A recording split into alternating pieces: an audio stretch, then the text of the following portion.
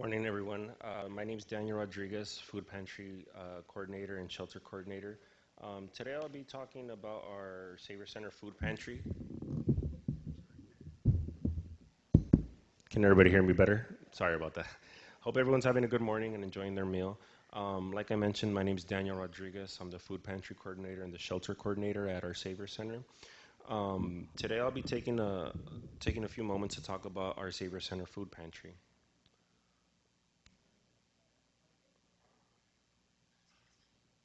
It's good. Oh, okay. Um, Food insecurity. According to Feeding America, food insecurity is when people don't have enough to eat and don't know where their next meal will come from. Food insecurity can be caused by multiple factors and can negatively affect our lives in various ways. A little bit of our history. In 1985, parishioners from the Church of Our Savior, seeking to put their faith into actions, founded our Savior Center. We started out as a small food pantry, providing access to food to the most vulnerable communities in Almani. Our mission is sharing love, hope, and resources with our neighbors in need. Question on how do we address food insecurity? Our Savior Center distributes food every Tuesdays and Thursdays, and every second and fourth Saturday of the month from 9 a.m. to 12 p.m. at 4368 Santa Anita Avenue in Almani. We offer a variety of dry and canned goods, protein and dairy items, fruits and vegetables, foods that are essential to a nutritious and well-rounded diet. Uh, Our Savior Center is successful in its mission thanks to the combined efforts of our donors and volunteers. Donations allow us to purchase food and food for our clients that they need, but we may not be receiving. Additionally, donations help fund the safe upkeep of the food pantry, such as maintenance of our freezers and refrigerators. Volunteers are essential to our operation by aiding in packing, distributing, cleaning, supervision, and more. Um, our key partners include the Los Angeles Regional Food Bank, who we've been partners with since we first started in 1985. Food Forward provides us with the fresh produce that would have been otherwise discarded directly from farms on all the neighboring states. King Cheese donates end pieces of their cheese and cured meats. The El Monte City School District donates a variety of dry, refrigerated, and frozen food. We also receive donations from small local businesses and school clubs and efforts such as the Rosemead Key Club and the Royal Leo Club. Um,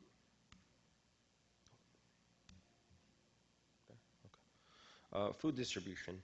On distribution days, clients first line up with many waiting a few hours before 9 a.m. Once we start, clients register by providing a proof of address to ensure distribution is limited to one per address. After they register, they will receive a ticket, which they will take to the distribution line. They will hand their ticket to a volunteer, and the client will then walk through the side around the back of the building where we have up to as many as 8 different distribution stations. Foods, including items as fruits, cold bags, which could include refrigerated or frozen items, dry bags, and bread. At the exit, clients are also able to leave any food that they may not want to be distributed so that we can distribute again in our circulation. Our impact, this year we have fed an average of 900 households per week. That is an average of 2,300 individuals being fed each day.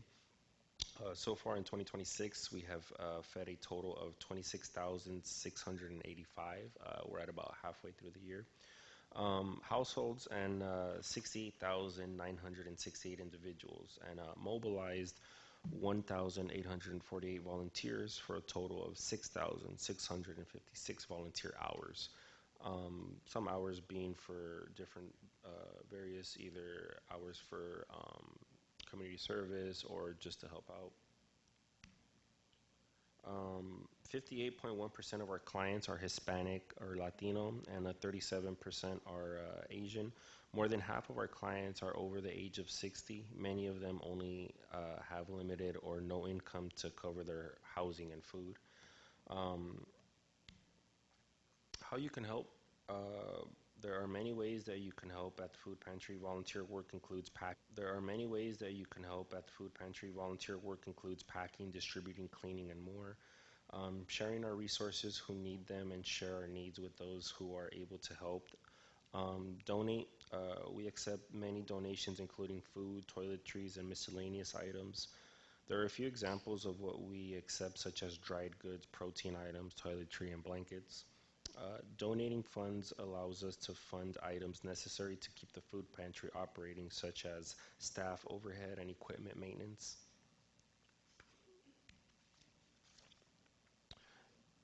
And then we would like to take this time to thank you all for the support you have given us over the years. While the need for food increases, we are grateful to be able to offer services which would not be possible without your kindness and generosity. And Thank you.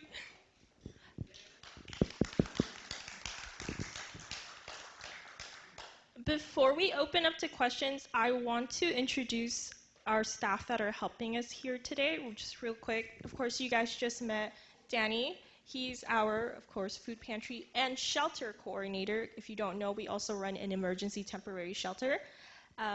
My name is Amy. I'm the development coordinator for all the programs at our Saviour Center. So that includes food pantry, shelter, kids campus, the Teen Tech Center, and Monte Soccer for Success.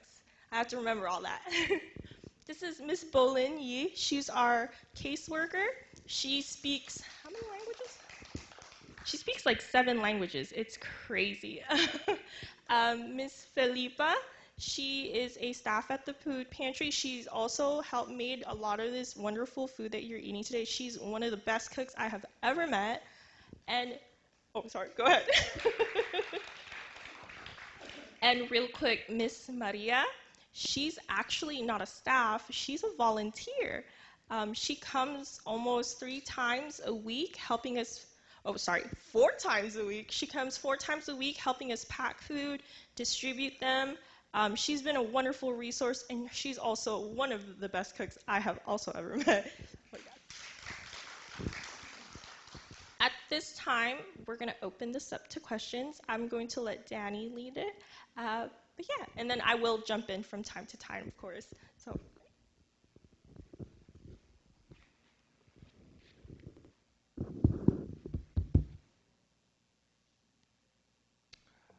So, like my colleague Miss Amy said, open for any questions about our food pantry, our day-to-day operations, distributing days, receiving donations. Yes.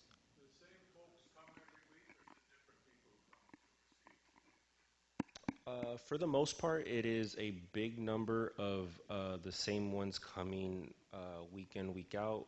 Since families or individuals are limited to once per week, they may alternate the day that they come. Instead of a Tuesday, the following week they'll come on a Thursday, or vice versa. They just stay there. But we do have a good 10, 20% weekly or sometimes even daily that are first timers.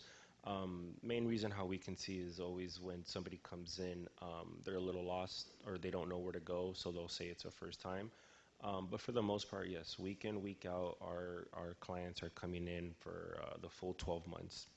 to add on to that, we've actually this year have had a significant increase in first-time clients.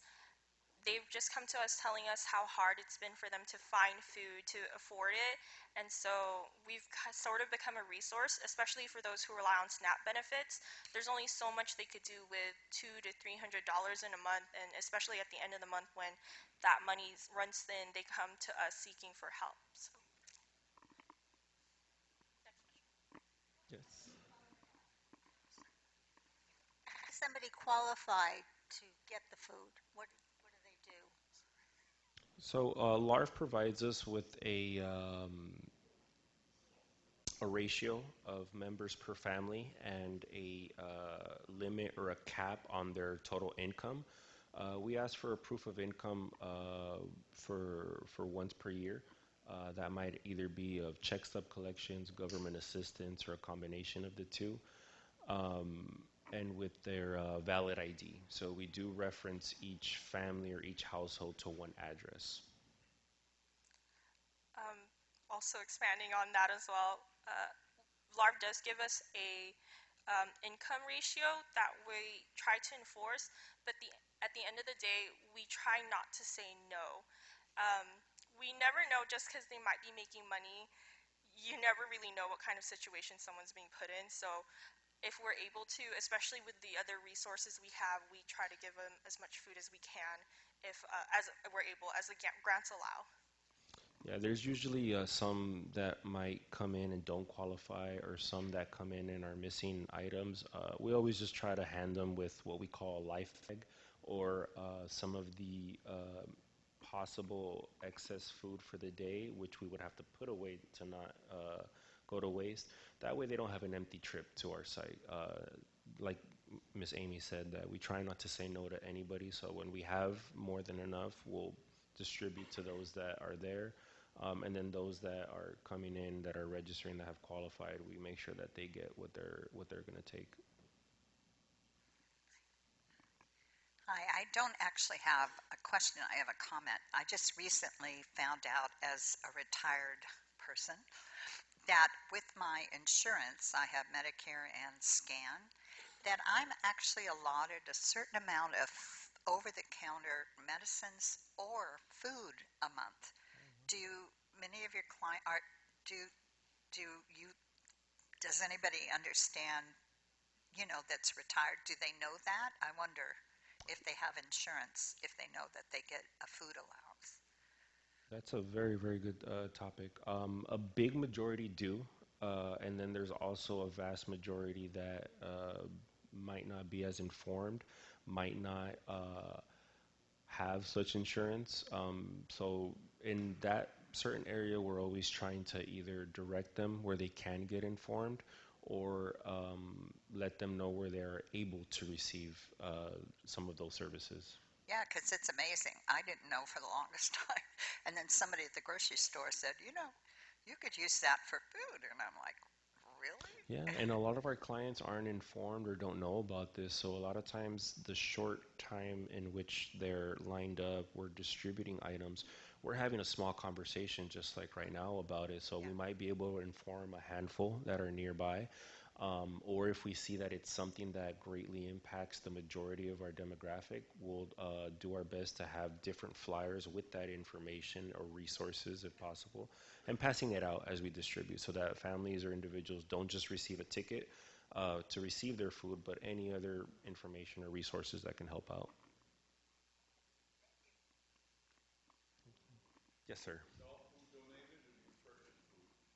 Um, so I know about 99% of the food is all donated, either through one of our partners that we were mentioning, through LARF, the Los Angeles Regional Food Pantry, um, Food Forward, which provides the majority of our produce and fruits and veggies, um, King Cheese, and also the El Monte City School District.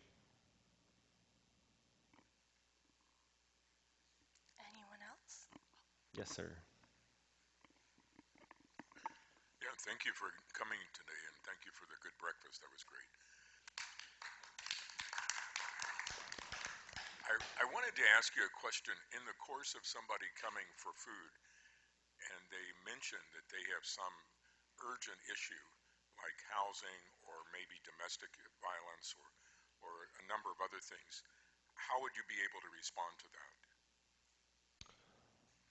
So if it ties directly with our other service that we're able to provide, the emergency shelter program, which is for families with children under 18 only that are experiencing homelessness, we set up an appointment with them. We put them on the wait list if the demand is very high, or a lot of times we'll be able to help them right then and there. If we've had a few occasions where the entire family is there present and they're really just asking around, seeing what they can qualify for, what they can receive.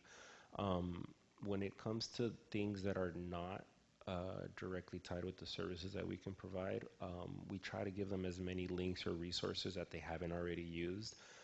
We have a couple that we've condensed either by the subject, like domestic violence or emergency shelter, or even just what's in a ratio of our area so that they don't have to travel too far. Chances are that they've either had a ride from a friend, family member, or even purchased out of pocket, or they're on public transportation or even just on foot. So we'll try to accommodate as much as possible. Um, Very similar to saying no to giving food to somebody, we're going to do our best to not give an answer of I don't know or I don't have anything that you can, just in case they don't really have any more resources or if they really don't know where else to go at that point. So we'll try our best. Fortunately, we've had a lot more positive cases than negative. It just depends on the severity or when they come in. Thank you. Any more questions with regard? Yes, sir. Donations will be used for either purchasing food items that we don't receive in donations. Some of them might be items that we find at the grocery market a little more expensive or versatile than the others. Things like dairy, butter, eggs, meats, proteins, things like that. So for Thanksgiving, we do try to have a turkey handout. It just depends on how much turkeys we're able to purchase. So donations can either come in the form of the item directly that we're going to distribute on the special occasions, or in order to be able to purchase that in the future. Donations also, um, I can speak for as the development coordinator.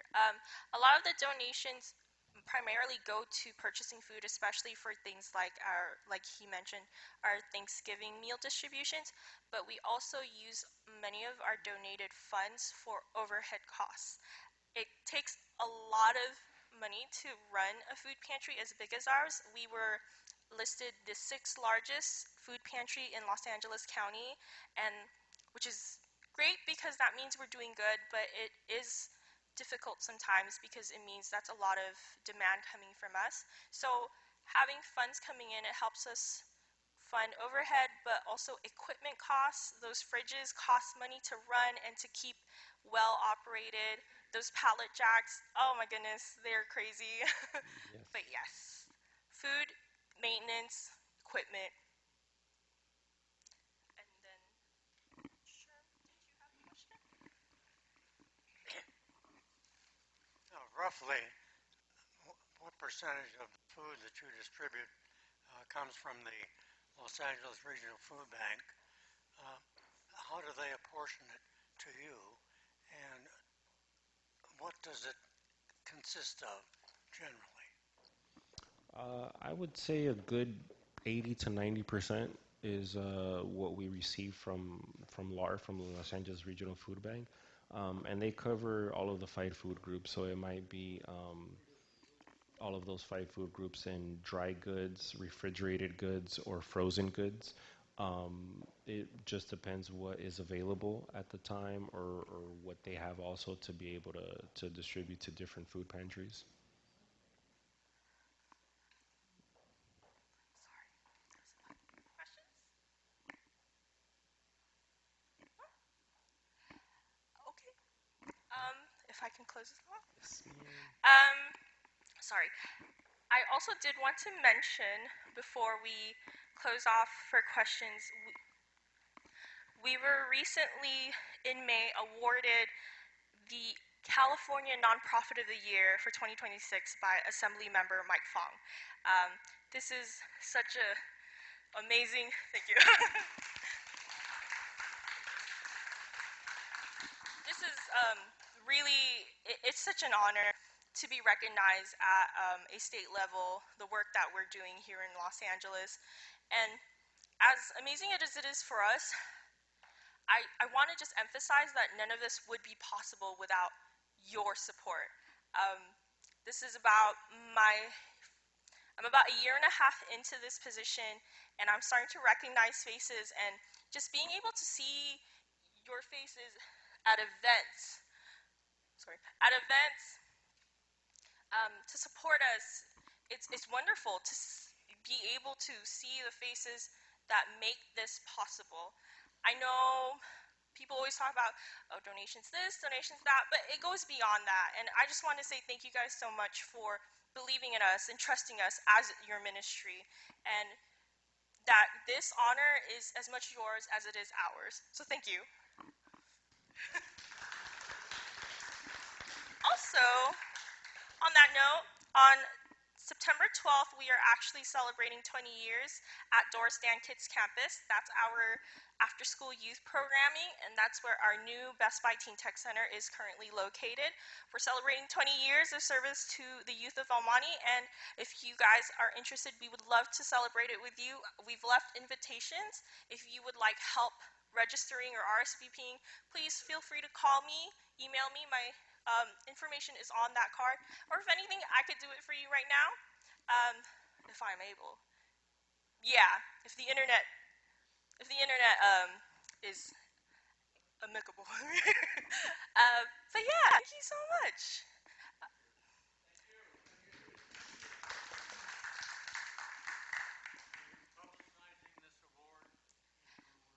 Yes, we put out a press release around the time it came out, and then shared it with our social media when it first came out.